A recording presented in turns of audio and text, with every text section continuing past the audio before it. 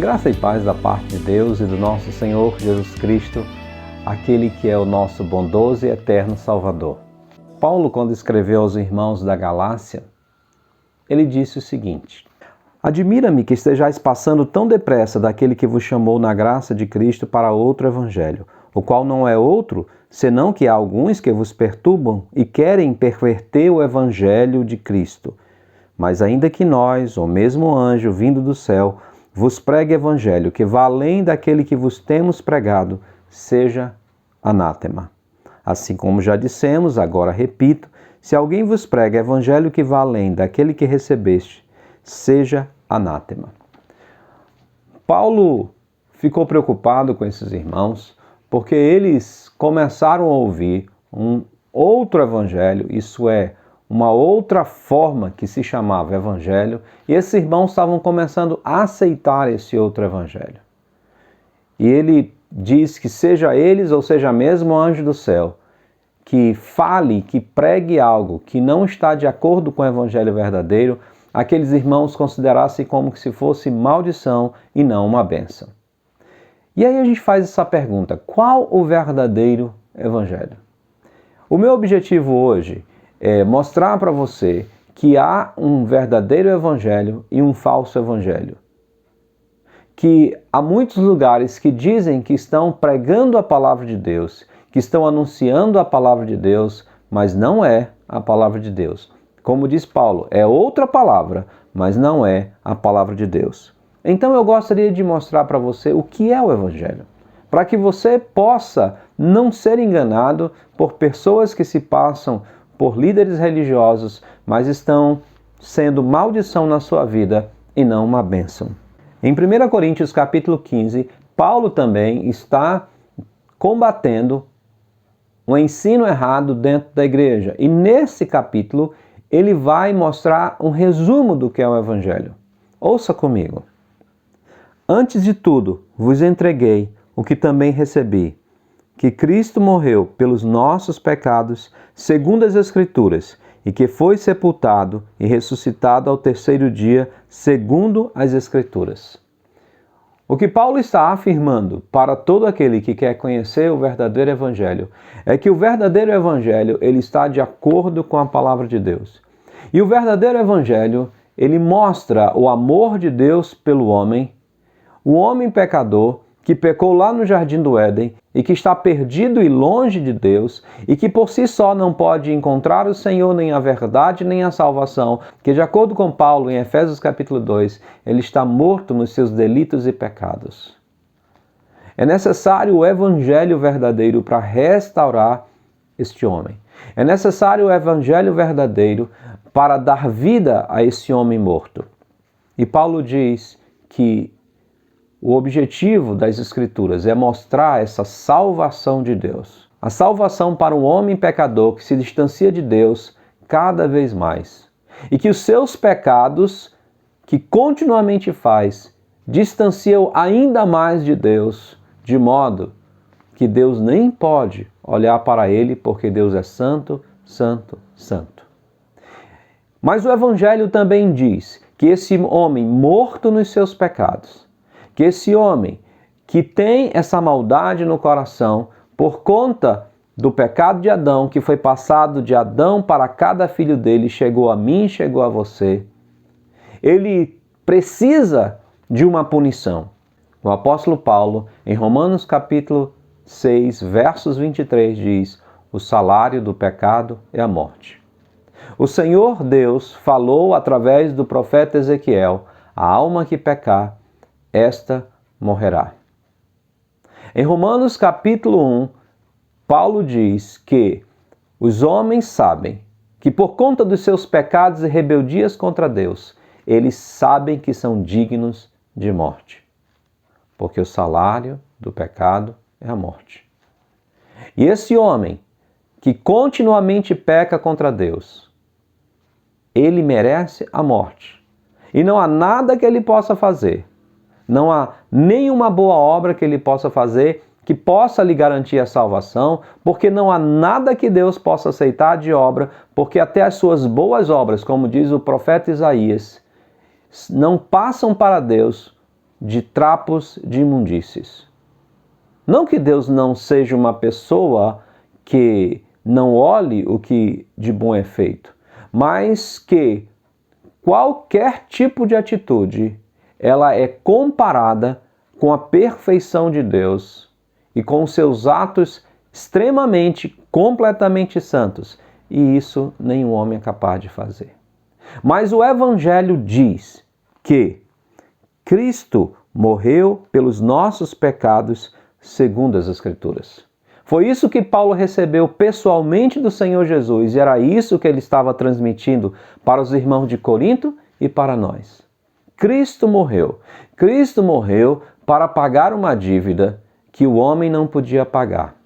Cristo morreu para dar ao homem a verdadeira esperança e o verdadeiro milagre, que é transformar um inimigo de Deus em filho de Deus. Por que Cristo teve que morrer? Eu gostaria de lembrar para você que quando falamos de Cristo Jesus, estamos falando do Deus homem, do Deus encarnado, aquele que foi 100% Deus e 100% homem. E por que Jesus Cristo precisava ser Deus e por que Jesus Cristo precisava ser homem? Primeiro, eu vou falar por que ele deveria ser homem. Porque lá no Jardim do Éden, o homem, Adão e Eva, pecaram contra Deus. Foi a humanidade que pecou contra Deus. E a alma que pecar, esta morrerá. Então deve ser um homem que pague o preço diante de Deus. Não pode ser um animal, o animal não poderia substituir o homem. Aquilo era feito no Antigo Testamento simbolicamente para mostrar o homem, o Cordeiro de Deus que viria no futuro, mas o animal não podia realmente substituir o homem. Era apenas simbólico. O homem tinha que morrer por conta dos seus pecados, porque lá no Jardim do Éden, Deus disse para o homem: no dia em que dela comeres, certamente morrerás. E o pecado do homem precisa ser punido, e punido com morte. Então um homem santo, se ofereceu para morrer no meu e seu lugar, para ter a minha e a sua morte. Por que ele precisava ser Deus? Porque o homem, por melhor que seja, por mais bondoso que seja, ele é pecador. Porque nós já nascemos manchados pelo pecado que herdamos dos nossos pais. Porque assim, por um só homem, entrou o pecado no mundo, e pelo pecado a morte, assim a morte passou a todos os homens, porque todos pecaram. É o que diz a palavra de Deus. Então, nenhum homem seria capaz de pagar essa dívida, porque essa dívida é eterna, essa dívida é divinal, essa dívida é imortal. Era preciso que alguém eterno e imortal morresse para pagar essa dívida eterna e imortal. Essa pessoa é o Filho de Deus, o Deus encarnado, Jesus Cristo, o Deus verdadeiro, que se ofereceu para morrer em nosso lugar, para pagar essa dívida eterna e imortal. E dessa forma, a dívida tão grande que o homem não poderia pagar, foi paga em Cristo Jesus. Paulo também diz que o Senhor Jesus, sepultado e ressuscitado ao terceiro dia, segundo as Escrituras. A palavra de Deus diz que esse não é o fim do Evangelho, esse é o princípio dele. Mas Jesus Cristo, ao terceiro dia, ressuscitou, mostrando que ele venceu a morte, que Deus aceitou o sacrifício dele no lugar do pecador. E que todo aquele que aceita o sacrifício de Jesus Cristo terá a vida eterna. É por isso que João nos diz: porque Deus amou o mundo de tal maneira que deu seu Filho unigênito para que todo que nele crê não pereça, mas tenha a vida eterna. E quando você aceita Jesus Cristo, a Bíblia diz em João capítulo 5, verso 24: em verdade vos digo, todo aquele que ouve as minhas palavras e crê naquele que me enviou tem a vida eterna. Não entra em condenação, mas passou da morte para a vida. Jesus Cristo ressuscitou para nos dar certeza e garantia de que aquele que aceita Jesus Cristo como Salvador, um dia também ressurgirá. Um dia também será transformado para viver eternamente com Deus e com Jesus. Esse é o Evangelho. Se você vai a uma igreja que isso não é pregado no púlpito, lamentavelmente, a pessoa está pregando um outro evangelho, que não é o evangelho verdadeiro. O evangelho verdadeiro oferece um Jesus que perdoa pecados, oferece um Jesus que dá nova vida, oferece o Jesus que dá santificação, mudança de vida, que dá a certeza de salvação, para que todo aquele que nele crê não pereça, mas tenha vida eterna. O Jesus que a Bíblia oferece não é um Jesus que dá casa, que dá carro, que dá viagem, que dá muitas coisas deste mundo, desta terra. O Jesus que as Escrituras oferecem é o Jesus que dá algo muito mais precioso do que qualquer uma dessas coisas. Lhe dá a vida eterna.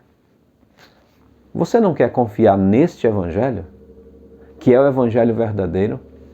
Eu estou convidando você a confiar no Evangelho que as Escrituras falam e lembrar da advertência que o autor de Hebreus diz: como escaparemos nós se negligenciarmos tão grande salvação?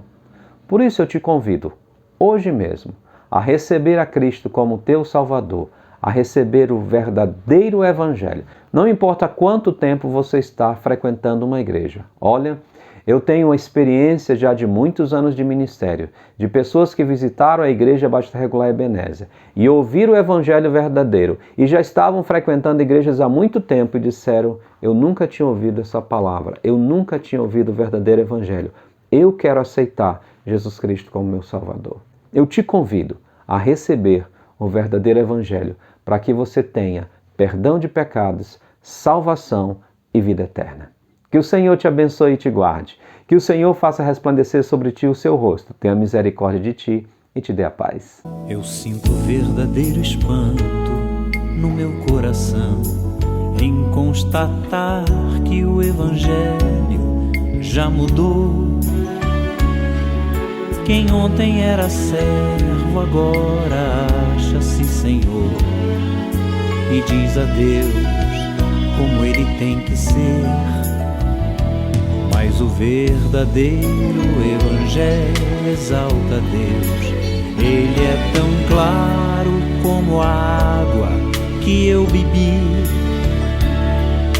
e não se negocia a sua essência e poder. Se camuflado a excelência perderá. O Evangelho é que desvenda aos nossos olhos e desamarra todo nó que já se fez. Porém ninguém será liberto sem que clame, arrependido aos pés de Cristo, o Rei dos Reis.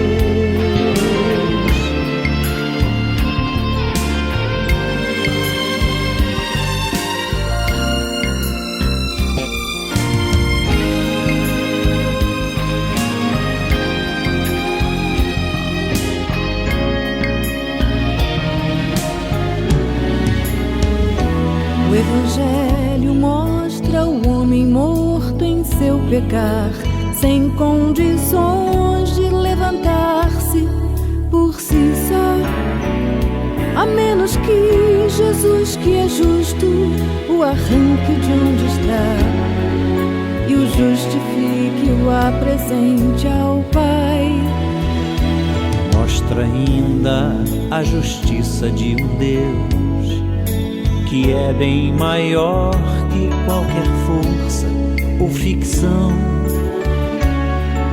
que não seria injusto se me deixasse perecer, mas soberano em graça me escolheu. E é por isso que não posso me esquecer, sendo seu servo não lhe digo o que fazer, determinando ou marcando hora para acontecer o que sua vontade mostrará.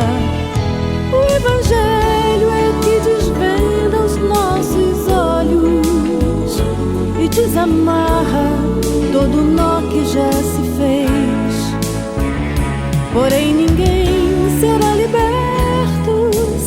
que clame, arrependido aos pés de Cristo, o Rei dos Reis. Porém ninguém será liberto sem que clame, arrependido aos pés de Cristo, o Rei dos Reis.